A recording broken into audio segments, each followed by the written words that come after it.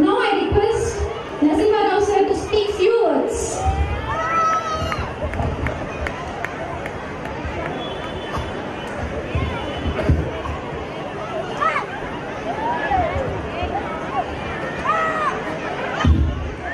Good evening all. Coding వాస్తవంగా మాట్లాడితే coding అనేది మన డైలీ లైఫ్లో ప్రతి ఒక్కళ్ళము ఉపయోగిస్తున్నదే. కానీ దాని గురించి మాట్లాడే ముందు ఒక్కసారి మ్యాథమెటిక్స్ గురించి మాట్లాడదాం. మ్యాథమెటిక్స్ ఎందుకు ఇంపార్టెంట్ అవుతుంది? జనరల్గా పేరెంట్స్ స్కూల్కి వెళ్ళగానే మా పిల్లవాడికి మ్యాథమెటిక్స్లో మార్క్స్ ఎందుకు తగ్గాయండి అని అడుగుతాము. మ్యాథమెటిక్స్లో అడిగినంత ఇంట్రెస్ట్గా మిగతా సబ్జెక్ట్ గురించి పట్టించుకోము జనరల్గా. కానీ వై మ్యాథ్ అనే దాని మీద క్వశ్చన్ చేసినప్పుడు మాత్రం ఏమోనండి మ్యాథమెటిక్స్ మాత్రం ఇంపార్టెంట్, అది తెలుసు. సో మ్యాథమెటిక్స్ అనేది మేజర్గా 4 పిల్లర్స్ మీద ఉంటుందండి. Observation, analysation, building a logic and application. మ్యాథమెటిక్స్లో ఈ 4 పిల్లర్స్ని స్టాండ్ చేయడం అనేది చాలా ఇంపార్టెంట్ అవుతుంది. అయితే అంతకు మించి మ్యాథమెటిక్స్తో పాటు ఈ విషయాల మీద పరిశోధన చేసి పరిశీలించదగిన విషయం ఏదైతే కోడింగ్. ఎస్, డైలీ లైఫ్లో మనం ఉపయోగిస్తున్నది కోడింగ్ అనేది. పొద్దున మనం లేచిన దగ్గర నుంచి సాయంత్రం వరకు మన షెడ్యూల్ అన్ని కోడింగ్ అనేది. ఇంకా బ్యూటిఫుల్గా బాగా అర్థమయ్యే విషయం చెప్పాలి అంటే ఆడవాళ్ళు ఇంట్లో చేసే వంట కూడా కోడింగ్ అనేది. ఎందుకంటే కోడింగ్ అంటే is a step of sequences, A step by step procedure. A step తర్వాత ఏ స్టెప్ వేయాలి, దేని తర్వాత ఎలా ప్రొసీడ్ అవ్వాలి. ఎస్, ఇంట్లో ఆడవాళ్ళు చేసేప్పుడు మనం వాళ్ళు వేసే తాలింపును గమనించినా మన కోడింగ్ అర్థమవుతుందండి.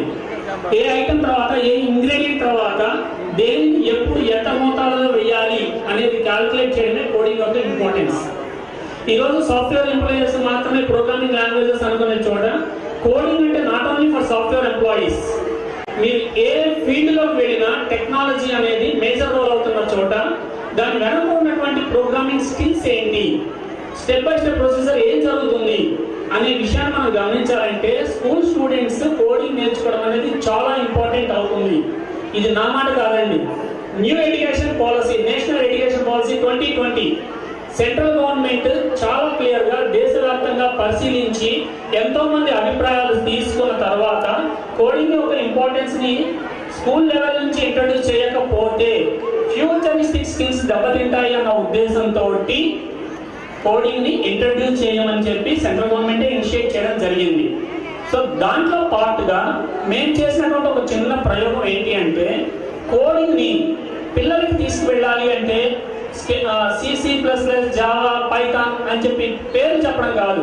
పిల్లలకి వంట ప్రోగ్రామ్ నేర్పిస్తున్నామని చెప్పడం కాకుండా వంటలో ఏం నేర్పిస్తున్నాము అనేటువంటి మేజర్ రోల్ చేసుకుంటూ rainbow methodology, designs, animations, games, story telling, web designing, mobile applications ఇలాంటి 7 రకాల స్కిల్స్ ద్వారా కోడింగ్ని పిల్లల్లోకి తీసుకెళ్లే ప్రయాణంలో ఎవరు నేర్పాలి?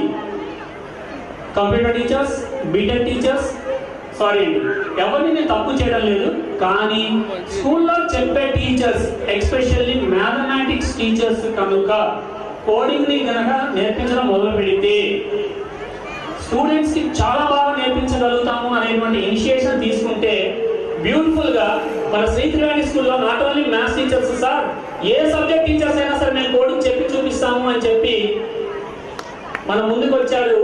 ఇందాక మీ ముందు సర్టిఫికేట్ తీసుకున్నటువంటి మన టీచర్స్. ఇప్పటి వరకు ఇండియాలో ప్రోగ్రామింగ్ స్కిల్స్ కానీ కోడింగ్ కానీ నేర్పించాలి అంటే బీటెక్ వాళ్ళు లేదా టెక్నాలజీ తెలిసిన వాళ్ళు మాత్రమే నేర్పాలి అనే చోట అటువంటి ఆలోచనని బీట్ చేసి చూపించారు మన టీచర్స్. సో స్కూల్లో ఉన్న టీచర్స్ నేర్చుకొని వాళ్ళ క్లాస్లో రెగ్యులర్ పీరియడ్స్లో టైం టేబుల్లోనే దీన్ని ఇన్వాల్వ్ చేసి వీక్లీ జస్ట్ 2 పీరియడ్స్ తీసుకుంటే మన పిల్లలు చేసినటువంటి అద్భుతాలు మీ ముందు కనిపించాయి. ఇది ఫస్ట్ స్టెప్ అండి, ఫస్ట్ ఇయర్ మాత్రమే, ఫౌండేషన్ లెవెల్ మాత్రమే. But what about the next year? Every year ప్రోగ్రెసివ్లో వెళ్తే జస్ట్ 3rd ఇయర్ అయిపోయే లోపు స్టూడెంట్స్ వాళ్ళ ఓన్ వెబ్సైట్స్ని డెవలప్ చేసుకునే లెవెల్లో, ఓన్ మొబైల్ యాప్స్ని తయారు చేసే లెవెల్లో వీళ్ళు ఉండబోతున్నారు అని చెబుతూ ఈ అవకాశం ఇచ్చినందుకు స్కూల్ యాజమాన్యానికి, టీచర్స్కి, పేరెంట్స్కి అందరికీ మనస్ఫూర్తిగా కృతజ్ఞతలు తెలియజేసుకుంటూ ముగిస్తున్నాను. Thank you.